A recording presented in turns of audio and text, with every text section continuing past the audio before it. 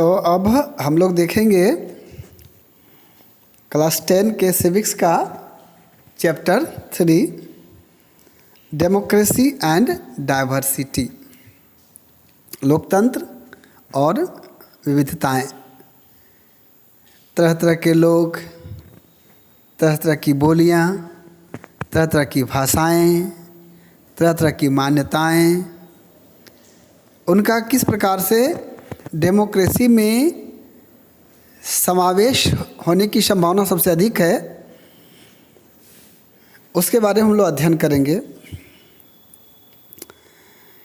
In this chapter we study how democracy responds to social differences, divisions and inequalities. Democracy जो है वो कैसे respond करता है जो सामाजिक भेद हैं, विभाजन हैं और असमानताएं हैं।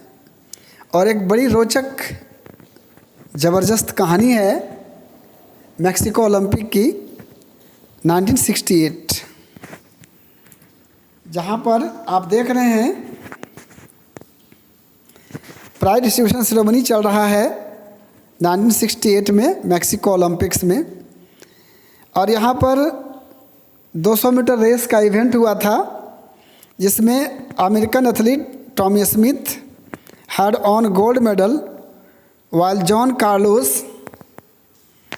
ए ब्रॉन्ज वन। जॉन कार्लोस को तीसरा स्थान मिला था, ब्रॉन्ज मेडल मिला था। लेकिन जब प्राइज लेने की बारी आई तो दोनों जब प्राइज ग्रहण करने के लिए चढ़े यहाँ ऊपर, तो दोनों के ही पैर में जूते नहीं थे, केवल ब्लैक सॉक्स था। दोनों के एक हाथ ऊपर थे, हाथ में काला ग्लव्स पहना हुआ था, सर झुका हुआ था, मुट्ठी बंधी हुई थी। तो वो एक मैसेज देना चाहते थे पूरी दुनिया को कि हम अमेरिका में कितने उपेक्षित हैं, हम कितने गरीब हैं कि हम जूते भी नहीं पहन सकते, और हम पीड़ित हैं इसलिए सर झुका हुआ है और मुट्ठी बंद है कि ये सारे ब्लैक्स जो हैं वो यूनाइट हैं, एक हैं। हालांकि ये खेल का मैदान था, यहाँ पे राजनीति की कोई जगह नहीं थी। कई लोग इसे सहमत नहीं हो सकते हैं कि ऐसा प्रदर्शन नहीं करना चाहिए था। लेकिन मज़े की बात तो तब हुई कि जब the silver medallist white Australian athlete Peter Norman और a human rights badge to support them, जो द्वितीय विजेता था, जो सिल्वर मेडलिस्ट था, ऑस्ट्रेलियन था, पीटर नॉर्मन था, उन्होंने इसको ह्यूमन राइट्स का बैच पहन करके इन दोनों का समर्थन किया। और बाद में अनुशासनहीनता के तहत तीनों पर कार्रवाई हुई। दोनों जो ब्लैक्स थे उनके जो मेडल था वो वापस ले लिया गया और नॉर्मन को अगले ओलंपिक्स के लिए ऑस्ट्रेलियन टीम में शामिल नहीं किया गया। तो लेकिन परिणाम जो भी हो, पूरी दुनिया का ध्यान आकृष्ट करने में ये सफल रहे। और फिर वक्त ऐसा आया कि जो वहाँ पर गोरे और काले का भेद था, जो स्लेवरी प्रथा थी, जो दास प्रथा थी, गुलामी की प्रथा थी, उसका अंत हुआ। और अब जो है यूएसए में black and white is treated equally now in USA. अब जो है वहाँ पर एक जैसा व्यवहार होता है, चाहे वो ब्लैक हो या वाइट। ये भेदभाव समाप्त करने में ये बहुत ही ज़बरदस्त योगदान रहा इस घटना का। अब है ओरिजिन ऑफ सोशल डिफरेंसेज। ये सोशल डिफरेंसेज होते कहाँ से हैं, इनका ओरिजिन कहाँ है? तो पहला है due to accident by birth. मतलब अब बाय बर्थ कोई किस ख़ानदान में पैदा हो गया, किस स्कूल में पैदा हो गया, किस जाति में पैदा हो गया, किस घर में पैदा हो गया, अमीर के घर पैदा हुआ, गरीब के घर पैदा हुआ, तो इसमें उसके स्किन का कलर क्या है, इसमें हमारा बस नहीं चलता है। तो ये तो एक्सीडेंट है बाय बर्थ, या किस जेंडर में पैदा हुआ, स्त्री हुआ या पुरुष हुआ, इसमें किसी का कुछ चलता नहीं है। तो ये क्या है, एक्सीडेंट बाय बर्थ है। लेकिन दूसरा social differences due to our own choices, लेकिन हमारे ओन चॉइस से भी सोशल डिफरेंसेज होते हैं। जैसे हम भगवान को माने या ना माने, हम किस प्रकार के जॉब करते हैं तो हमारी एक अलग कम्युनिटी है, हम किसके सिद्धांत को मानने वाले हैं, हम गांधीयन को मानते हैं, हम मार्क्स को मानते हैं या किसी और को मानते हैं, उसके आधार पर जो है वो जब डिफरेंसेज होता है तो वो हम लोग बोलते हैं हमारा ओन चॉइस है। तो कम्युनिटी के आधार पर, जॉब के आधार पर, रिलीजन के आधार पर कि हम किस धर्म को मानेंगे, किस धर्म का हम प्रैक्टिस करेंगे, ये टोटली हमारे चॉइस के ऊपर है। Every social difference does not divide the society, rather it unites different people too. लेकिन सभी डिफरेंसेस जो है वो केवल बांटते ही नहीं हैं, यूनाइट भी करते हैं। जैसे जितने भी मार्क्स को मानने वाले हैं, जितने भी देश के लोग हैं, उनमें एक एकता होती है। जितने भी क्षेत्र हैं, एक पंथ को मानने वाले लोग, एक विचारधारा को मानने वाले लोग, उनमें यूनिटी होती है, एक कम्युनिटी का निर्माण होता है। तो यहाँ पे यूनाइट होने का भी मौका मिलता है। अब ये जो डिफरेंसेज हैं वो दो तरह के होते हैं। एक होता है overlapping differences, some special differences which overlap one another differences leading to social division. एक दूसरे पर जो है वो एक दूसरे को पर मतलब क्या करते हैं, आरोपित हो जाते हैं, मतलब एक दूसरे के हित के खिलाफ होते हैं, विरुद्ध होते हैं। तो वहाँ पे क्या होता है, डिवीज़न होता है। जैसे ब्लैक एंड वाइट का इंटरेस्ट जो था यूएसए में, तो उसको हम लोग बोलते हैं ओवरलैपिंग डिफरेंसेज। मतलब हम लोग अतिक्रमण करते हैं, एक दूसरे के इंटरेस्ट को है हम लोग क्या करते हैं, अतिक्रमण करते हैं, तो उसको बोलते हैं ओवरलैपिंग। दूसरा है क्रॉस कटिंग डिफरेंसेज। इसमें क्या होता है, social differences cross cut each other, it reduces the chances of social division. और ये सोशल डिवीजन को क्या करता है, रिड्यूस करता है। जब एक दूसरे के साथ हम लोग क्रॉस कट करते हैं, तो जैसे एग्जाम्पल के साथ हम लोग समझेंगे, in Netherlands differences between Catholics and Protestant did not lead to social division as both were equally rich और पुअर। तो नीदरलैंड में जो कैथोलिक्स थे, प्रोटेस्टेंट थे, उनकी मान्यताओं में थोड़ा फर्क है, लेकिन क्योंकि दोनों की जो आर्थिक हालात थी, माली स्थिति थी, वो एक जैसी थी। मतलब या तो गरीब थे तो सभी गरीब थे, मतलब कैथोलिक्स भी गरीब थे और प्रोटेस्टेंट भी गरीब थे, और अगर अमीर थे तो दोनों अमीर थे। तो वहाँ पर दोनों में किसी तरह का मतभेद पैदा नहीं हुआ। लेकिन एक दूसरा एग्जाम्पल है नॉर्दर्न आयरलैंड सोसाइटी का, जहाँ पर कैथोलिक्स जो है सो गरीब थे और प्रोटेस्टेंट क्या थे, अमीर थे, रिच थे। तो इसमें अब रोल ऑफ पॉलिटिक्स क्या होता है, इसको हम लोग देखेंगे। Northern Ireland is a part of UK now.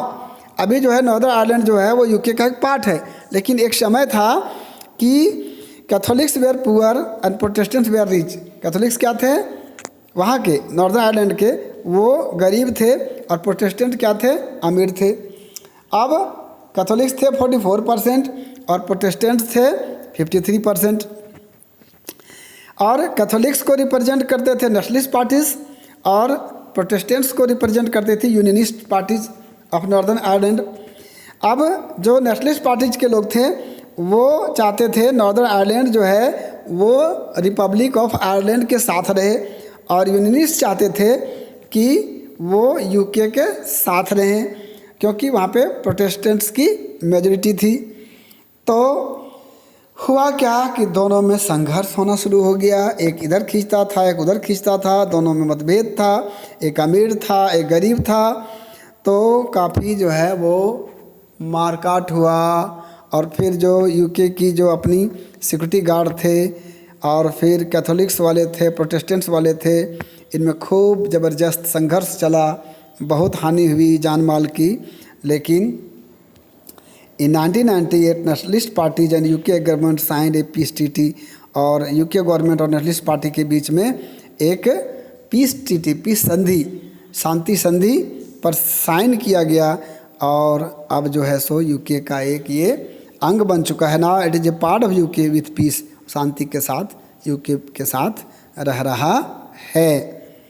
तो अब क्या है, factors that decide the outcome, ये जो परिणाम हैं वो उसको डिसाइड करने वाले कौन कौन फैक्टर्स होते हैं उसके बारे में हम लोग देखेंगे। तो पहला है how people perceive their identities. सबसे पहला बात क्या है, पर्सन, व्यक्ति, इंडिविजुअल, कि वो अपनी आइडेंटिटी क्या मानता है। अगर उसकी आइडेंटिटी सिंगुलर है, मतलब एक ही आइडेंटिटी है, मतलब उसने अगर ठान लिया है कि भाई मुझे तो बस मेरे लिए जाति ही सब कुछ है, उसके अलावे मैं कुछ नहीं जानता, ना देश जानता हूँ, ना और समाज जानता हूँ, सोसाइटी जानता हूँ, कम्युनिटी जानता हूँ, मेरे लिए जाति ही सबसे ऊपर है, तो ऐसे लोगों को एकोमोडेट करना क्या होता है, बहुत कठिन होता है। लेकिन अगर किसी का आइडेंटिटीज़ जो है वो मल्टीपल है तो उनको आसानी से एकोमोडेट कर सकते हैं। मतलब मैं फलाने जाति का हूँ, ठीक है, मैं फलाने पंथ को मानने वाला हूँ, वो भी ठीक है, लेकिन मैं सबसे पहला क्या हूँ, हिंदुस्तानी हूँ, इंडियन हूँ, तो वैसी स्थिति में एकोमोडेट करने में कठिनाई नहीं होती है। लेकिन अगर कहेगा नहीं मेरा मजहब ही सबसे ऊपर है और देश मेरे लिए कुछ भी नहीं है, तो वैसे व्यक्ति को एकोमोडेट करना बहुत मुश्किल होता है। तो ये तो इंडिविजुअल का हो, इंडिविजुअल की बात हुई। दूसरा है how political leaders raise the demands of any community. अब जो पॉलिटिकल लीडर्स हैं वो किसी कम्युनिटी के डिमांड को कैसे रेज करते हैं, कैसे उठाते हैं, कैसे मांगते हैं, कैसे रखते हैं, उस पर डिपेंड करता है। अब इसमें भी क्या है, it is easier to accommodate demands that are within the constitutional framework. तो जो कॉन्स्टिट्यूशन के फ्रेमवर्क के अधीन है वैसे मांगों को रखने में तो आसानी होती है, या जो किसी दूसरे कम्युनिटी के हित से टकराता नहीं हो वैसे मांगे रखने में आसानी होती है। लेकिन जो अनकॉन्स्टिट्यूशनल हो और जो दूसरे कम्युनिटी के को हानि पहुंचाता हो वैसे डिमांड करना बहुत कठिन होता है। तीसरा है एक हुई पॉलिटिकल पार्टी लीडर्स। थर्ड है how government react to their demands.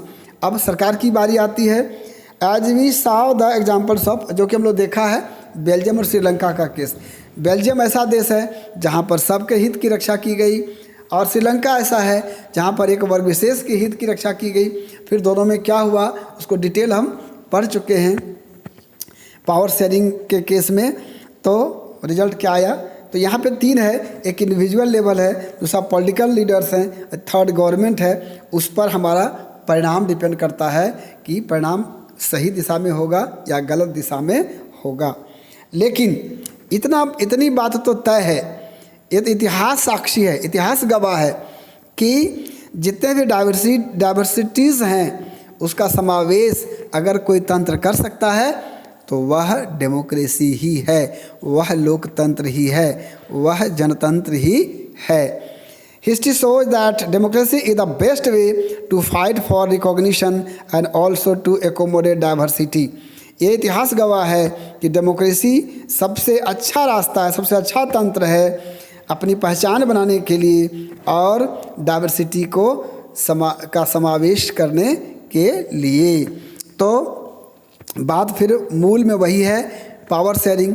अगर पावर शेयरिंग डेमोक्रेटिक वे में होगा, सबके लिए होगा, सबका साथ सबका विकास होगा, तभी जो है वो जो कॉन्फ्लिक्ट्स हैं, जो क्लेसेज हैं वो नहीं होंगे और डेमोक्रेसी फलेगी फूलेगी, देश में शांति स्थापित होगी, देश प्रगति करेगा, लोग आगे बढ़ेंगे, लोग मिलजुल करके रहेंगे, भाईचारा बढ़ेगा। तो यह जो है डेमोक्रेसी में ही संभव है। लेकिन इसके लिए सबकी जिम्मेवारी होती है कि हम अपने आप को सबसे पहले क्या माने, अपने देश की आइडेंटिटी के साथ अपनी आइडेंटिटी मैच करें और यहाँ पर बेहतरीन तरीके से हम डाइवर्सिटीज़ को डेमोक्रेसी के द्वारा आपस में समावेशित कर सकते हैं और मिलजुल करके हम स्वयं आगे बढ़ सकते हैं और देश को भी आगे बढ़ा सकते हैं। तो हम देखते हैं कि ये जो पावर शेयरिंग है ना, डेमोक्रेसी में इतना खूबसूरती के साथ होता है कि बड़े से बड़ा नेता, बड़ा से बड़ा मंत्री भी जब चुनाव आता है तो एक छोटे से व्यक्ति के घर में जाकर के हाथ जोड़ करके वो उसके अधिकार को, उसके पावर्स को मांगता है वोट के रूप में, और तब फिर वो उसकी शक्ति बढ़ती है, उसकी ताकत बढ़ती है और वह फिर जो है सो एमएलए बनता है, एमपी बनता है, मंत्री बनता है, प्रधानमंत्री बनता है। तो ये एक एक व्यक्ति तक डेमोक्रेसी में वो उसका अधिकार होता है और उसकी ताकत होती है, उसका पावर शेयरिंग होता है और सभी ग्रुप्स का सभी जो वर्ग है, संप्रदाय हैं, सबको बड़ी खूबसूरती के साथ उसका समावेश होता है इस डेमोक्रेसी में। ये बहुत ही खूबसूरत तंत्र है, लेकिन इसके लिए व्यक्ति को जागरूक होना बहुत ही आवश्यक है। तो ये था हमारा डेमोक्रेसी एंड डाइवर्सिटी।